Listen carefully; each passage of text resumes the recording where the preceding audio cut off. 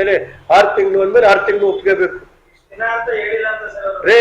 ಆ ದೇವ್ರ ಮುಂದೆ ಹೇಳ್ಬಿಡ್ಲಿ, ಆಸ್ತಮ ಮುಂದೆ ಹೋಗಿ ಸತ್ಯ ಮಾಡಿ ರೇ. 3 ತಿಂಗಳು ರೇ ತಡೆ ರೇ.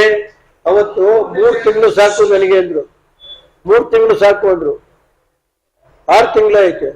ಇನ್ನು ಪಕ್ಷ ಯಾವ ರೀತಿ ತಾಳ್ಬೇಕು ನನಗೆ ಗೊತ್ತಿದೆ. ನಾನು ಇಂಥವೆಲ್ಲ ನಾನು ನೋಡ್ಬಿಟ್ರೆ ಏನ್ ಎದ್ರಿಕೊಂಡು ಓಡೋಯ್ತೀವಿ ಅಂದ್ರೆ ಎದುರಿಸಿದ್ರೆ ನಾವು ಎಲ್ಲ ಸಮಾಜ ತಾಂಡೋಗ್ಬೇಕು ಅಂತ ಏನೋ ಮಾಡಿ ಅವ್ರಿಗೆ ಅಧ್ಯಕ್ಷನ್ ಮಾಡಿದ್ರೆ ಅವ್ನು ದಿಮಾಕಿದ್ರೆ ಮಲ್ಲಿಟ್ಕೊಳಕ್ಕೆ ಹೇಳಿ. ಅದನ್ನ ಆಮೇಲೆ ತೀರ್ಮಾನ ಮಾಡ್ತೀವಿ ಬಿಡಿ, ನೀವ್ಯಾಕೆ ಗುರಿ ಮಾಡ್ತೀರಿ?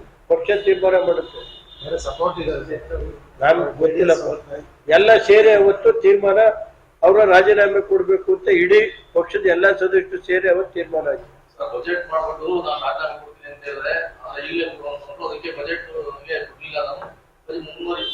ಆಯ್ತು ನೋಡ್ರಿ, ನಾನು ಅದಕ್ಕೋಸ್ಕರ ಬಡ್ಜೆಟ್ ಮಾಡ್ತೀವಿ ಅಂತ ಆದ್ರಲ್ಲ, ಅದಕ್ಕೋಸ್ಕರ ಸುಮ್ಮನಿದ್ದೆ. ಬಡ್ಜೆಟ್ 20 ತಾರೀಕು ಆಯ್ತು. ಅವ್ರ ಬಡ್ಜೆಟ್ ಬೀಳಿಸ್ಬೋದಾಯ್ತು. ಅವನ ಗೌರವ ಹಾಳು ಮಾಡಬಾರ್ದು ಅಧ್ಯಕ್ಷರಂತ ಬಡ್ಜೆಟ್ ಮಾಡಕ್ ಅವಕಾಶ ಕೊಟ್ಟು ಅವ್ನು ಇದು ಮಾಡಲಿಲ್ಲ. ಅವ್ನು MLA ಏನೇನೋ ಬೈದ್ನಂತೆ, ಅದಕ್ಕೆ MLA ಅವತ್ತು 26 ರಾಜೀನಾಮೆ ಕೊಡ್ತಾರೆ. ನೋಡಿ ಅವೆಲ್ಲ ಮಾಡ್ತೀವಿ ಬಿಡ್ರಿ. ಅದಕ್ಕೆಲ್ಲ ನಮ್ಮ ಪಕ್ಷಕ್ಕೆ ನೀವ್ ಯಾಕೆ ಗುರಿ ಮಾಡ್ತೀವಿ? ಏನ ಆಯ್ತು ರೀ, ಅದನ್ನ ಈಗ ಯಾಕ್ರಿ ಅವಿಶ್ವಾಸದ ನಿರ್ಣಯ ಬಂದಾಗ ಅದನ್ನ ಮಾಡಿ ನಿಮ್ಗೆ ಯಾಕ್ರಿ ಅದು? ನೀವು ಪಾಪ ಅಷ್ಟೊಂದು ತಲೆ ಕೆಡಿಸಬೇಡಿ. ಹಂಗಂತ ಬರೀರಿ, ಅವ್ರು ಹೇಳವ್ರಿ ಅಂತ ಎಲ್ಲಿ ಬರ್ದಿದ್ದೀರಿ?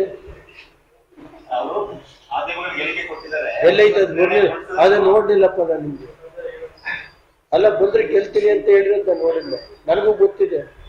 ನಾನು ಇಂಥವೆಲ್ಲ ಅವರು ಎಷ್ಟು ನೋಡಿದ್ದೀನಿ. ನಾನು 30 ವರ್ಷ MLA ಕೆಲಸ ಇಂಥವ್ರೆಲ್ಲ ಎಷ್ಟು ಜನ ನೋಡಿದ್ದೀನಿ. ನಾನು ಏನು ಹೆದರಿಕೆ ನೋಡೋಯ್ತೀನಿ. ಇಂಥ ಅಧ್ಯಕ್ಷರಲ್ಲಿ ಎಷ್ಟು ಜನ ನೋಡಿದ್ದೀನಿ ನಾನು.